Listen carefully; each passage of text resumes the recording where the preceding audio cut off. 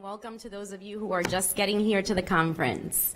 I have been given strict orders to remain brief on this introduction. However, there are certain things that I refuse to obey in my life, and this is one of them. I'll try to be as brief as possible to not take away from the presentation. Oh, sorry, I don't know why that happened. I think I just stomped. I was emphatic and made everything move. So it is an extremely distinct honor to present this speaker that's going to provide us with information on autism research updates. I was trying to think of a word that would encompass this incredible gentleman, and the one word I came up with was pride, because I am so incredibly proud to be his coworker, to co-lead the Autism Initiative with him, to call myself his friend, to have had the benefit of everything he has taught me, and at this point I would dare say so many thousands of individuals, and making such an incredible impact on so many people. I see a lot of head nods because I know many of you know exactly who I'm referring to. So to try to be obedient, because I try to follow in his footsteps, I am not going to speak too much other than to say that even though we're speaking here about autism research updates, this man just works steadfast day in and day out at expense of a lot of things, including time with his precious family, to be able to provide you with everything he learns in life, and also promote all those other speakers and great information that you're about to encounter in this conference. So thank you, Mr. Mike Miklos, for everything that you do for us, for this initiative, and for all the children with ASD and PA and across the world, as you heard this morning. So without further ado, please join me in welcoming Mike Miklos.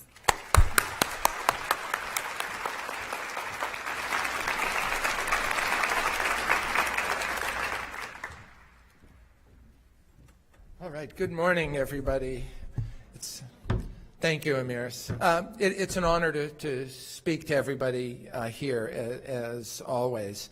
I'm tasked with a pretty tough job of giving autism updates and covering research, and I'm not sure I'm going to do it quite adequately, but I will cover some important things that have happened, and hopefully make some points about research that I think are important for all of us to keep in mind. First of all, the big announcement this year is that the CDC has announced that the prevalence data for autism is now 1 in 59. That represents a continuing trend of prevalence data for the past 20-some-odd years. For those of you who were at this conference in 2012, we basically heard from Roy Richard Grinker, who suggested that the trend in increasing numbers of children with or individuals with autism is likely going to increase until it gets somewhere around 1 in 38, or 2.8% of the population. Whether Dr. Grinker was correct or not, we'll see. He was basically making that proposition based on the idea of a pretty thorough study in Korea that went house to house looking for all of the individuals who had any of the characteristics of autism spectrum, and suggested that there are changing sociological trends related to the awareness and acceptance of autism. Whether Dr. Grinker is right, we'll have to wait and see, but it's an interesting trend. What this suggests, though, in terms of that trend, is it should be reflected in what we're experiencing in Pennsylvania. And indeed, as this chart shows, and any of you who's been here multiple years have seen this graph continue with the same trend in the data.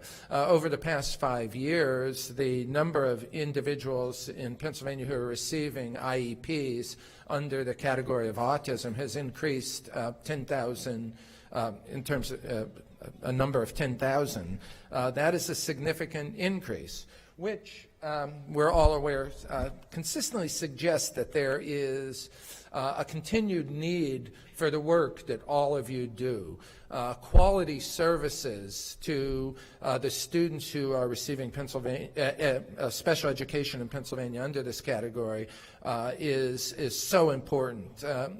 And we need service that is quality. And when I say that, we need to be addressing the core deficits of autism, helping individuals become more independent in their life so that they will be better able to manage day-to-day affairs and have as much of a potential to assist others and be meaningful participants in our society. And to take the great talents that so many of these individuals have and be able to share them with the world. This need is important. So in terms of updates related to research, there are three areas of inquiry that are often marked in terms of autism research. The first is related to genetic and medical areas, where people are looking at the medical and scientific aspects of autism. Then there are issues related to prevalence and diagnosis, and the diagnosis being very important, getting an earlier read on when children are showing particular deficits allows those who care for them to alter the world in ways that will provide the best trajectory for people becoming as independent and making contributions as much as possible. And finally, another area that is of most concern to us here in this room, being concerned with education, is the area of educational and behavioral interventions. So I'm going to start with reviewing sort of some of the first two areas, the medical, genetic, and prevalence kind of issues. A news that has been out for about a year now is the efforts of the National Institute of Health and their NIH Awards system. There's basically been $100 million granted to Autism Centers for Excellence. That's a lot of money being given to some important tasks to identify a number of critical areas, such as improving the University of California, Davis, improving autism spectrum deficit treatments based on symptoms. In other words, making sure that treatments are well designed relative to individual differences.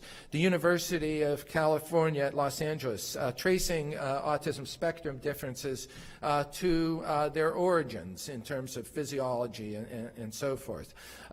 Studies or efforts at Duke University to understand and potentially treat the relationship between autism spectrum disorders and activity levels and attention deficit issues. George Washington University investigating how ASD differs between boys and girls. University of North Carolina, Chapel Hill, tracking brain development.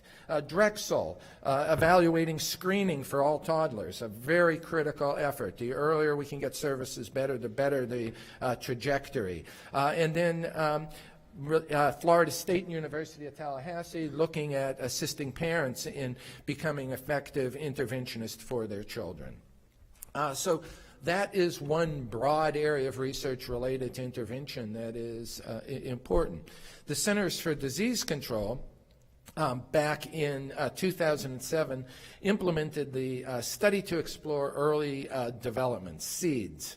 As I said, it was begun in 2007 and it's going to continue through 2021. Basically, it's a large study of the autism population across 6 states, and there are thousands of families participating in this study. There are 3 basic groups that the SEEDS project has worked with so far, and here are some of the outcomes. Children with, in terms of the group of participants who are students, who are individuals with autism spectrum disorder, basically what this study has found is they had more problem with early learning, challenging behaviors and problems interacting with other people, were more prevalent than other study groups, and these children were more likely to have parent-reported vision problems and issues related to handling sensory information. So I don't think that there's any great surprises with those outcomes so far. There was a second group, which were children with other developmental disorders.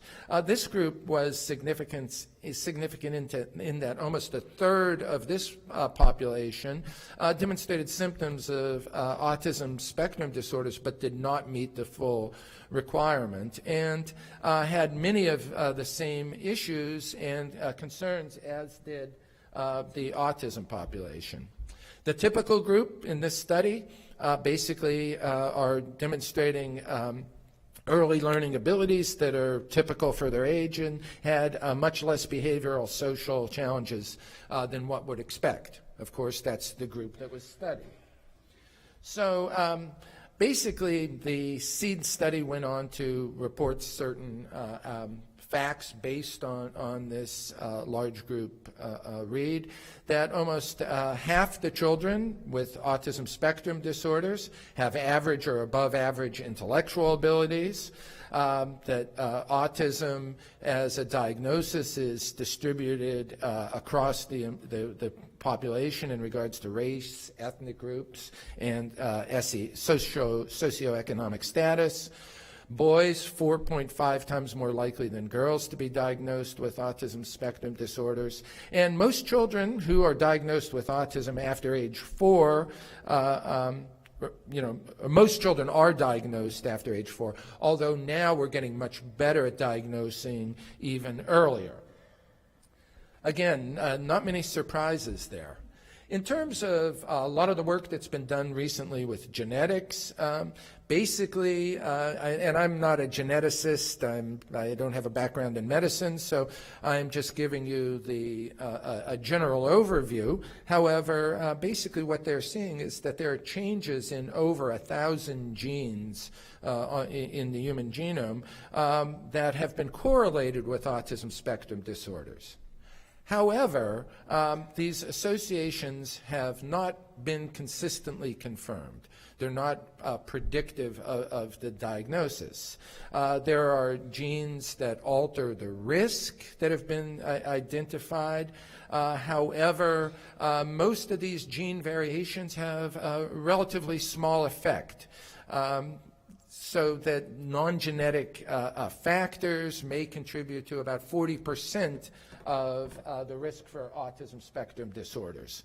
So basically the point here is that there is a lot of serious work being done related to genetics and autism that is very fruitful and is beginning to show some clear relationships between certain genetic patterns, but none of it is yet definitive in terms of being able to say whether an individual has autism or not by a genetic read. Basically, there are, among the population of individuals with autism, about 2 to 4% who do have specific genetic syndromes that are indeed associated with autism. Okay. So those are the big headlines in terms of those kind of studies from the NIH and CDC. I'm doing them a disservice covering them so quickly. The work is important. It's going to make a huge difference. Throughout the year, in the press, I'm sure everybody looks at the news, and autism comes up very frequently, and I tend to look at a lot of the news with a rather skeptical eye, because one study is one study, and it's hard to infer much from individual studies. But the headlines are often startling and often provide some idea of hope, such as looking at an autism blood test, being one step closer. It doesn't say how many steps have to be taken. It's just one step closer. Autism is not linked to eating fish in pregnancy. Okay, helpful to know. We don't have to worry about fish for women. Their diagnostic details of brain networks in autism are allowing an individualized approach, perhaps, to treatments. And then there's some animal studies, which are also very important, because if we're going to really find out about the some of the biological underpinnings of autism, we need animal studies to help do that. Animal studies that are conducted in ethical ways, and you see that there's studies such as monkeys have been genetically modified to show symptoms of autism, and finding an animal model can really help us explore treatments that can be effective. And certainly the whole idea of neurological underpinnings of speech is also an interesting consideration, given that an animal model that helps us delineate where we're going with critical socio-communicative interventions is important. So there's a lot of interesting headlines out there. What they mean, how much faith we should put in them, it's very hard to say, because each study is only an individual study, and we really need to look at large patterns of outcomes across things. One thing that I saw in reviewing so many articles, many that I didn't even touch on here, is that most of the articles I read end up saying that there are many promising developments. There are many things that are on the horizon, and more research is needed. And that is an issue that leads us to say we have to be in it for the long haul. But all of us who are here in this room, what we really care about, what we do in our life, serving the parents who are here, serving your children on a day-to-day basis, and what you do on a day-to-day basis in the schools and other locations in which you serve children, is you can't wait. We can't wait. We can't wait to have the promising practices come around and more research be completed. You saw that the SEED study is going to be going on to 2021. That's 3 years from now. What are we going to do tomorrow? Well, luckily, there is something that backs up what we all know, and that is some of the large-scale meta-analyses of intervention outcomes for autism consistently point in a direction that suggests that educational programs for students are going to be successful if they contain certain characteristics. If you have a structured program, organized, well-planned, where skills are sequenced in a way that what you're teaching the child today will build towards a skill that will help them learn another skill that will help them learn other skills and become more independent and be able to generalize the skills they learn to lots of different situations. This kind of emphasis on curriculum, structure, teaching strategies that build on what the child brings to the table in terms of skill sets, and then spiral towards higher and higher levels of functioning. And interventions that are based not on something that is immaterial, but that is measurable, that we're looking to take data on students, and not only on students, but on our efforts too, to make sure that we are keeping honest about our instruction. Those intervention types come together to really give us hope for things that we can do now in terms of outcomes for students. Basically, the evidence base to date in terms of educational programming for students with autism suggests that those programs will work in which instruction is seen as an independent variable. And what I mean by that is instruction is something we can define.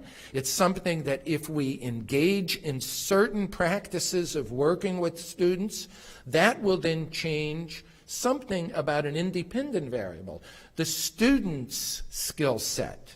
so that if we change things systematically, we see systematic changes that are done in a way that assist the people we're responsible for serving in gaining critical skills. I am not going to cover all of the research in detail. Luckily, we have this whole conference to do that. There's going to be so many presentations here that you can go hear some of the amazing work that's being done and some very practical practical procedures for working with students. I will just basically show a list of meta-analyses and reports that pull together lots of empirical studies, studies that are based on numbers that show if you do this, you get those kind of outcomes.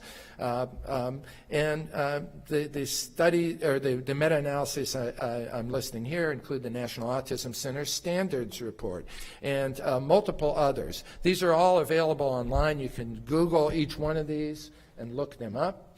The National Autism Center Standards Report was done in 2008 and updated in 2015, and basically just keeping it short here, it was one of the largest meta-analysis ever done, and the outcomes of this effort across lots of studies indicates that almost 2/3 of the established treatments were exclusively drawn from the behavioral literature. In other words, using the principles of applied behavior analysis. Of the remaining 1/3 of the established treatments, they were almost all derived predominantly from a behavioral literature. This pattern of findings suggests that the idea that Dr. Fryman was just talking about is not only an idea that makes sense logically, but it's also verified in the literature supporting how we should work and design interventions to get outcomes in our schools. One step that Pennsylvania has taken in the past several years is to allow board-certified behavior analysts to work in public schools. This is a significant step, and basically the certification establishes a licensed psychologist or certified behavior analyst in the schools, and includes schools being able to hire behavior analysts. Behavior analysts in the school are qualified to provide a variety of supports to school staff. They could implement functional behavior assessments and positive behavior support plans. They can develop various tools related to assessment and measure the effectiveness of ongoing interventions, designing a way of checking whether teaching is actually getting the outcomes we're looking for. They can evaluate the treatments. They can provide technical support, training staff to respond appropriately to interventions, and can also work with teams in relation to developing positive behavior support plans. The behavior analysts bring to the table a conceptual understanding that is real important. I think that if we're looking at meaningful instruction being a relationship between what we do as staff and the outcomes we have with our students, behavior analysts are very well situated to judge those variables and to bring a technical analysis to that perspective. I just want to end by saying that these things are happening and are in a position where there are currently a lot of programs that are really effective for students across the state at so many levels. And I want to give you one example of this, and I know it's sideways up there. Don't worry about that. When I hit play, it'll turn the right way. I don't know what happened with this. This is basically an example of one student, and he is a student of Nicole Verbos in Westchester School District, and Nicole has had the opportunity to work with two of my colleagues Rebecca and Danielle, who go into the classroom and support programming. Over the years, this particular student you're about to see, what the teachers did was they sequenced instruction in a way that helps him become more independent in a number of important areas. We're in an age where use of technology is important, and we should be concerned about helping children use technology effectively. That's not going to happen randomly. Keep in mind that the use of technology is basically a tool that we use for communication, and that communication skills do not arise from interactions with machines. They arise from interactions between people.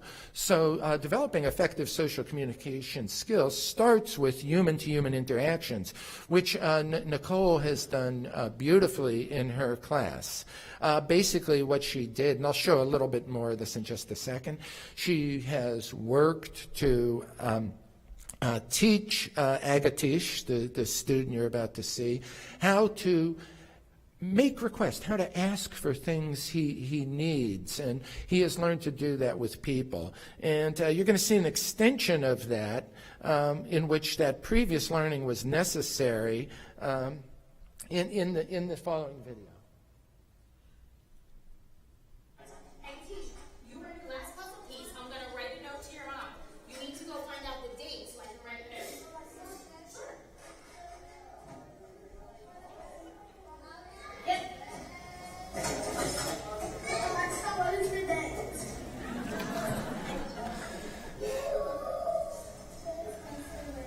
Thanks a lot, Odie. Excellent work.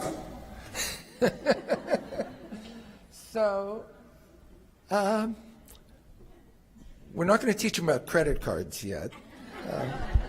But at any rate, so as I said, there's a history with Agatish of teaching him to ask for different things that he wants in person, to the point where he can ask for anything he wants at this point in terms of, as long as he knows the name of the item, he can ask for it. He can ask for different actions. He has begun interacting with peers and asking peers for information, and he is also able to ask other people when he doesn't know something, and they can tell him what he's interested in.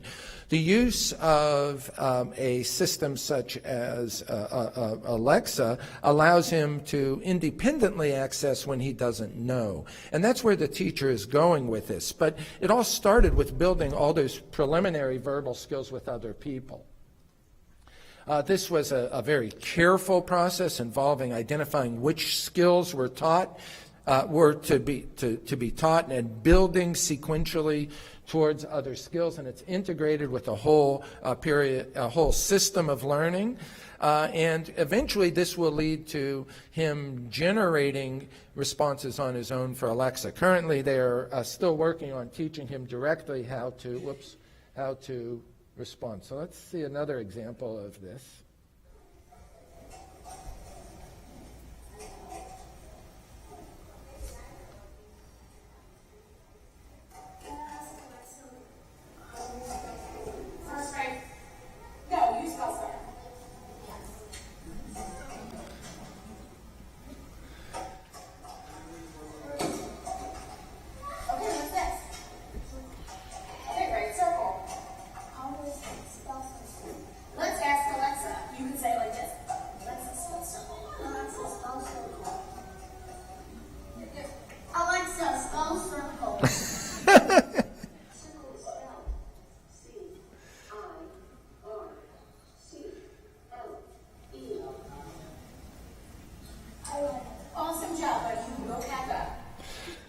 So what you see there is a student who is being taught to discriminate when they know something, when they don't know something, and then be able to find some way of solving the problem on their own eventually. He knew how to write star and needed Alexa for the other word.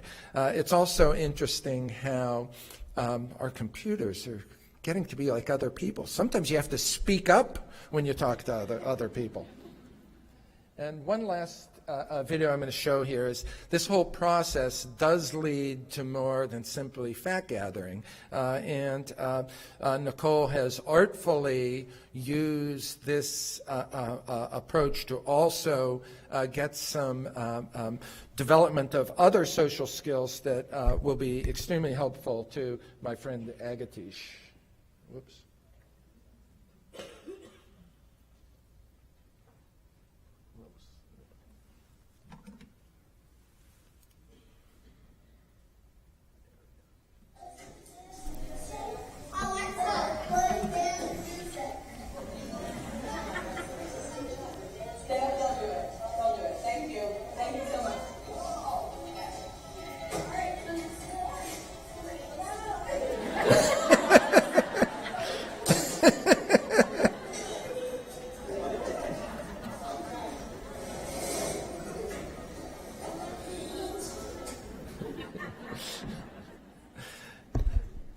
What we do is so cool. We're so lucky. Okay, folks, thank you so much. Enjoy the conference.